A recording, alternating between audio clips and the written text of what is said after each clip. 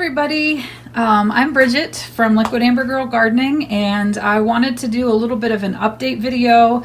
These are, I think, Philodendron Squamiferum, but I could be wrong. They're cuttings that I took in a video a while back, which I will link below and maybe even above right here so that you can see that video. But these are the cuttings, and as you can see, they really need some help. So I'm going to get them potted up, and while we're doing that, I thought I would just share some of my wish list plants for the year 2021. And I know it's probably not surprising at all of the plants on this list, with one exception, are Hoya. Sorry guys, I like what I like. So before I get started, I'm going to put one of these planting things. I don't even know what this is called. A mat? Is it a mat? Over top of my potting bench, because even though I adore my potting bench and it's beautiful, they're wood slats and soil can fall straight through that and onto the floor. When I have my potting bench outside, which I do take it outside in the warm weather, it's not an issue. Inside, it makes for a lot of cleaning up. So here we are. And I'm just gonna find some pots, because I have maybe six of these guys. They're all individually, they're all cut from each other except maybe this baby. I don't remember. It's been a little while since I've done this. And here we go.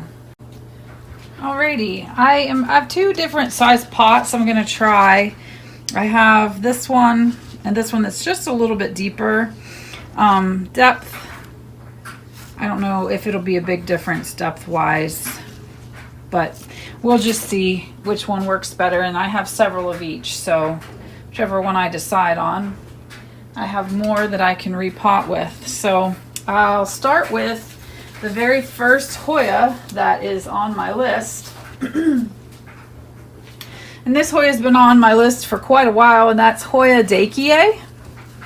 I actually have several Hoya that are like babies or hybrids where Dekier is one of the parents, but I've never found a Dekier for sale, or for a price that I was willing to pay for sale, I should say. This is going to be a little bit nightmarish. Maybe I shouldn't film this. You can see the roots, right? Okay, yes. So obviously these are water roots, but man, they're really good ones. So I love Hoya Dekier because, well, it's just so beautiful. I like Hoyas that have different shapes than the normal, and I think that's something that I really appreciate. Let's see how these roots do in here as opposed to there. I'm gonna go with the slightly deeper pot. It's not a huge difference, like I said. So Dekier has that beautiful shape. It has beautiful veins, which I love. It colors up nicely, another thing that I really enjoy. And so I think, I mean, it's just across the board, it's a plant that I'd love to own. It's kind of in the Caryi family, where it has kind of more of those thick, really thick leaves. I like that. Don't get me wrong, I like many Hoya that do not have thick leaves, but I don't know, it seems like it's going to be a really good match for me. So I'm just going to fill this pot up a little bit in the bottom, and then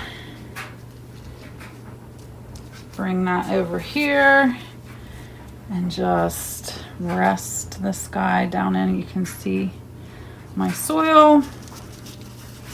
And I literally, what I do, I don't know about all of you, I use one hand when I'm potting to hold the plant where I want it to be, like in the pot, and try to make sure that my roots are kind of spread out and not all just in a big tangle. And then I fill in, and it's as simple as that. So I'm just gonna do that. And so Dekier is the first Hoya on my wish list. It may be a fool's errand, really, for me to even be proclaiming which plants I want for 2021 because at the rate we're going, I can't afford to buy any more plants. I don't know about the rest of you, but, and I totally get the plant boom, you know, how there are so many more, or seem to be so many more collectors out there. I get it because it's calm and peacefulness, and it's fun. And there we have Philodendron Squamiferum number 1. I'm gonna set him back here. I get that, but the prices of paying for some of these plants, it's, if you're like me and you've been in the houseplant industry for a long time, I think a lot of us are really kicking ourselves if we had the opportunity to buy something in the past and said, oh, that's too expensive. Because now it's like, oh man, gonna have to get a new mortgage or something. And I'm not price shaming or anything like that, because I get it. You know, I've paid a lot of money for some plants recently, and guess what? I did it because I felt like it was worth it. So I feel like, I don't feel like I'm being wronged or anything like that. I just think sometimes if we think about comparing prices from when things were a little bit less or a lot less is kind of funny, or at least ironic. Let me get this so you can see what I'm doing. I'm sorry if I put my gloves right in the shot. Okay. Well, these guys are hopelessly tangled. Can you see the new growth there? So cute. Wait, here. He's free. Nope. He's not free. Oh, he's so tangled. This guy is free, but he is way little roots. I think I could pot this up, but I'm not going to. He's gonna stay in the water, and I'll have to give him more water. I let the water get really low on these, and it was because I brought them down here to film, and then I left them down here for like 2 days, and that was all it took. Of course, they're just fine. Oh, come on, friends. We just can't do this. You must let go of each other. This is not nice. All right, I'm gonna go off camera and detangle these, mostly because we don't want to hear the cussing that I might start let fly here. Oh wait, there we go. Got one. Ho ho. Beautiful. You all go in there. Okay, here's the next one. By the way, here's my hand compared to these leaves. I mean, they're stunning. They're so beautiful. And if you know this to be something other than Philodendron Squamiferum, please put that in the comments. I asked followers on Instagram, and that's what they came up with. Here's the stem. So the stem can have reddish appearance, and it certainly, where's, gonna zoom. Can you see the texture on the stem? It certainly has texture, but I wouldn't call it hair. I don't know, it's something. And has this leaf shape like Florida Beauty or whatever, Florida Ghost. But they can also be kind of green stems. So I don't know, I've been completely baffled by it. I've said it before, but, oh wait, I have a pot that I started with soil. Here, okay, I've said it before, but I bought this from a nursery that labeled it as Philodendron Florida Beauty.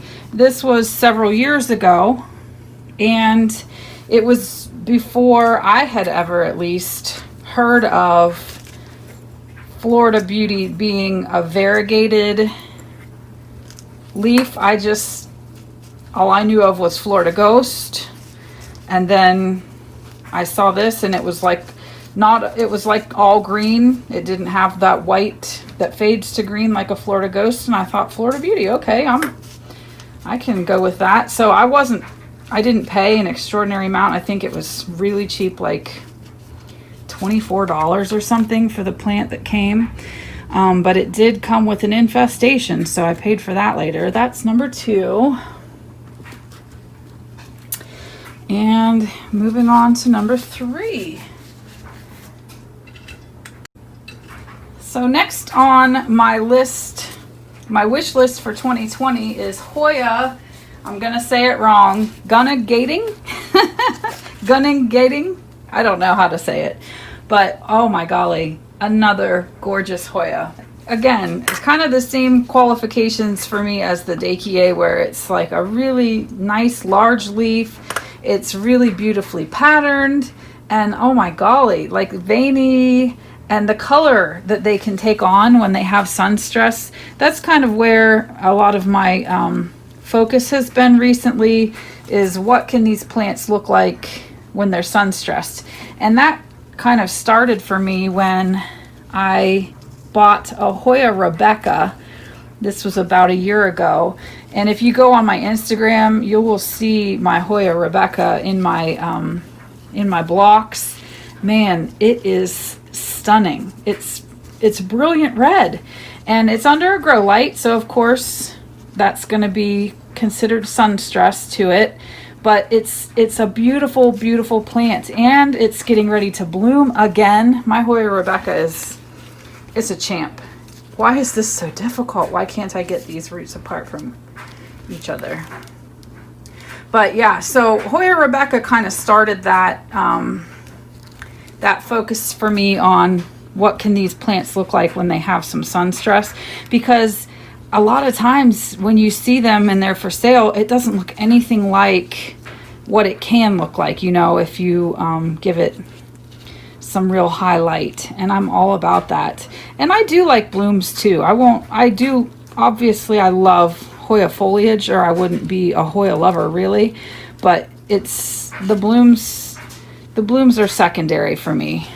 It's got to be fantastic foliage. Oh. All right, I'm going to go off camera and untangle these things. I'm not going to curse on YouTube. Oh, look, here's another little growing point. And then we'll do my wish list plant number 3.